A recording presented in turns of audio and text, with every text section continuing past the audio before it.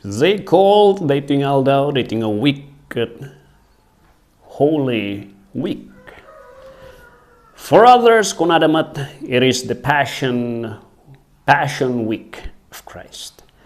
Kahit nangasawan, dahi iti tiyempo, ngamang lagip kada tayo, iti panakatay, iti brutal nga panakatay ni Kristo Jesus, iti krus ti Kalbaryo. There is no such thing a mandate in the Bible nga we are to celebrate iti Holy Week. Awan ti makita tayo nga mandate nga masapul nga amin na kita anak kan sumursurot kini Kristo Jesus nga ikat aramidan tayo dito. Yet, it is a good occasion where mapalagipan iti intiro nga lubong iti kapapanan iti biyagda. And that is di panakatay ni Kristo Jesus. Malaksi di panakayanak ni Kristo Jesus na banur di panakatay ni Kristo Jesus.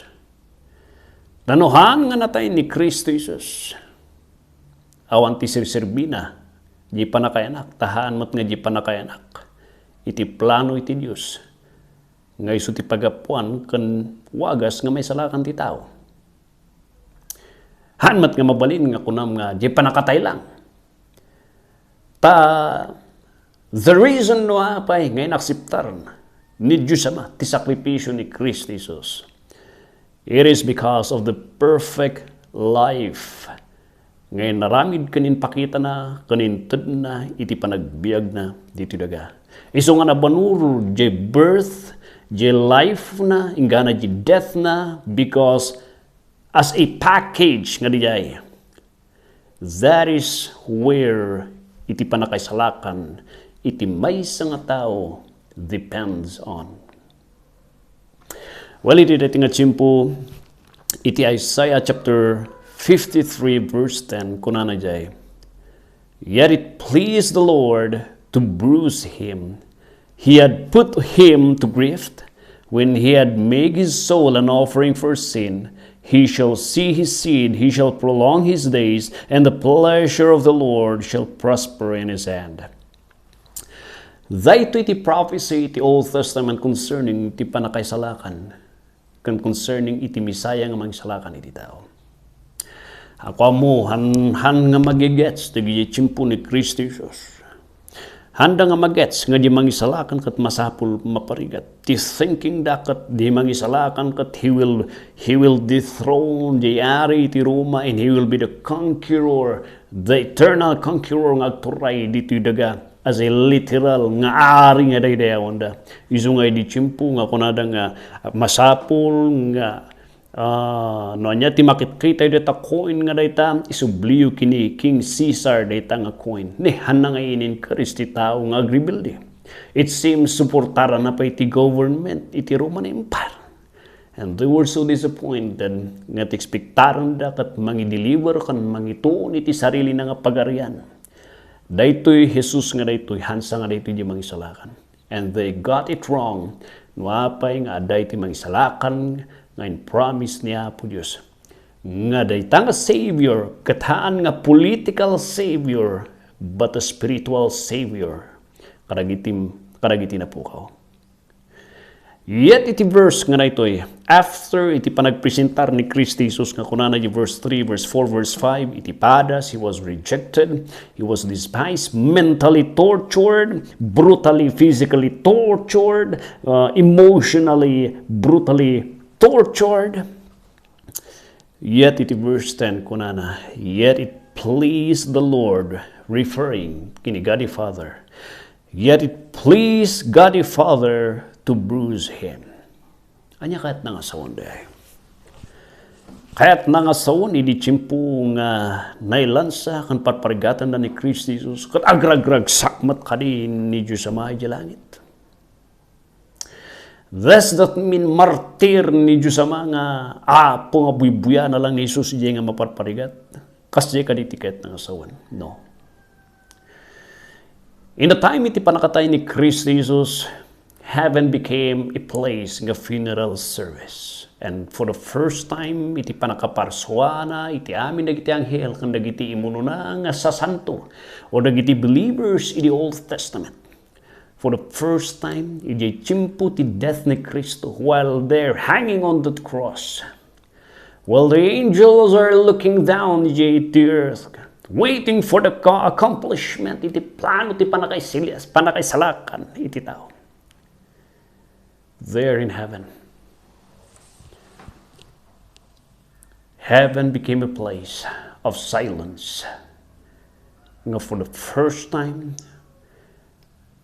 dagiti angels, dagiti tao nga believers kay mununangan isalakan, katagsasangit da looking at the Creator, Savior, King. And on the part, dagiti angels, probably, some of them have requested ni Diyos Ama, send us, tapno isalakan mi dita, mangisalakan mi, dita na marsuami. Send us, tapatay mi dagita ng patay ka ni Kristo Jesus. But the Bible says, in the death, niya tiyempo ti panakatay ni Kristo Jesus, there is no backup from the angels, though he has the right, but he did not insist. Iti right na. And on the part ni Diyos Ama, it broke his heart when he saw his son hanging on that cross and being tortured brutally, emotionally, physically, mentally tortured by his own creation, inambunda isuna. And for the first time, what a kabutbutang nga sight nga makita ni Diyos Ama dagiti anghel nga pinag-ambunan da ni Jesus nga magsalakan. Nga masapol. Behind, ginagad-gad nga rikna ni Diyos Ama. Behind, ginagad-gad nga rikna ni Apo Diyos. Yet, it pleased Him. And when the Bible says it pleased Him, hanay baga nga katawan ni Diyos sa mga, yes! Tupran niyo pa eh! Sige! Maluon niyo pa eh! Kuntaran niyo pa eh! He was not shouting jay heaven nga kasjay, but rather, ginagudgud nga rikna ng agsang sangit isuna. Agsang sangit tinakam kan rikna kan panunod na. The pleasure kat dito eh. Now, the perfect nga sacrifice para iti tao was accomplished. Dito yan, jay perfecto nga sakripisyo nga, there is no need for them to offer again and again and again and again ti animal, jay templo tapno maugasan ti basol na. A perfect and a greater sacrifice has been provided in here. It was accomplished by the voluntary act ni Kristo Jesus. Voluntaryo nga kinayat na nga natay. Nga nang baklay ti basol mo. The pleasure was the hope for men. The pleasure nga da jalikudan iti puso niya po Diyos was the perfect sacrifice offering that man nga kasapulan iti tao kat na ito din. And babaan kini Kristo Jesus jay voluntaryo nga panagdesisyon. And the pleasure is this. Anybody who will fully trust His sacrificial death, katadaan iti biyag nga ganayon. Oh, my friend,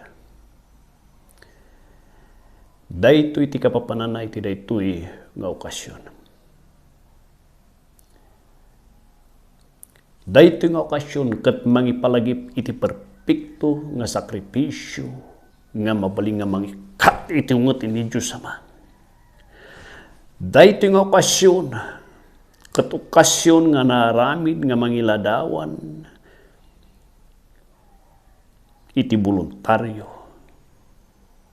ken asi iti Diyos, nga kinayat na nga matay, para kanyam, kan para kanyam. Dahito'y nga tsimpo, nga okasyon, kat iparupa na ti tao, iti may-maysa, nga remedyo tapno ti tao kat may kan itinamnama. And that is only found iti brutal nga sakripisyo ni Kristo Jesus. The death, the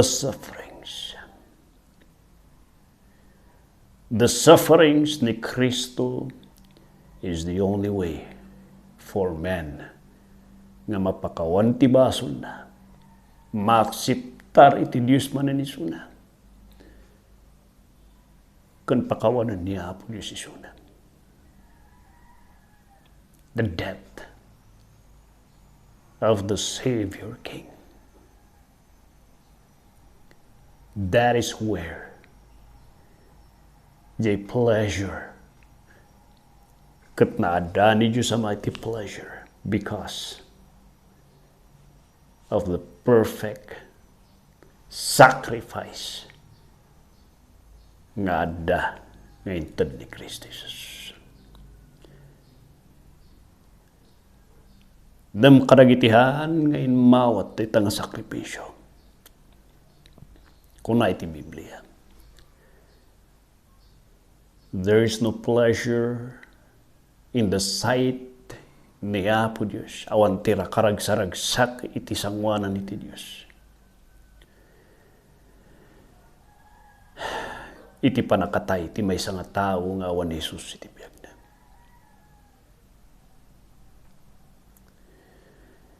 There in the death, iti may nga tao kat isumat ti mangitaday, iti ragsak kini Diyos Ama.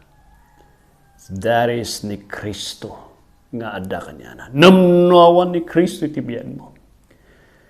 Kuna iti Biblia, awan tiragsak niya po Diyos. Iti panakatay, iti maysa nga tao. Nga awan ni Kristo Jesus kanya na.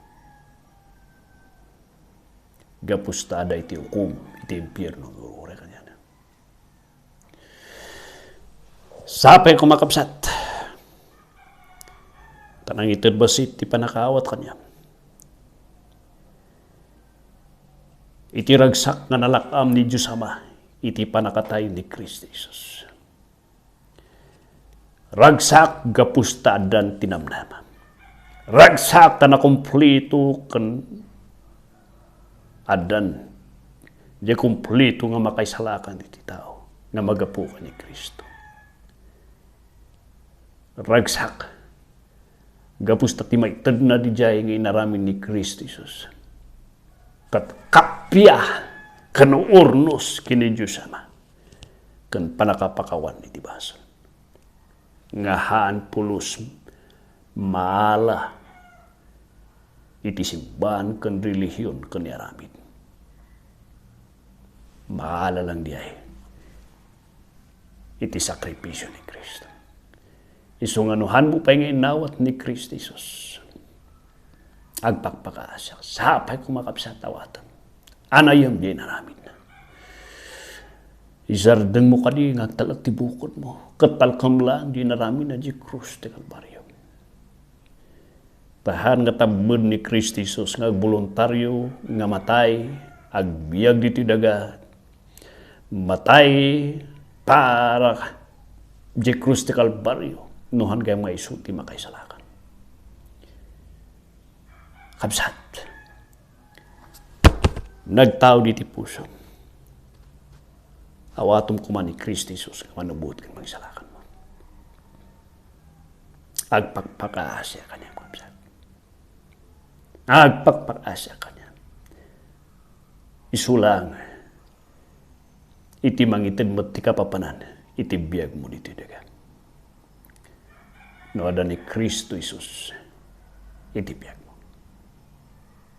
Sapay ko mga kapsat. Nagaputi puso may bagam tingiwat mo.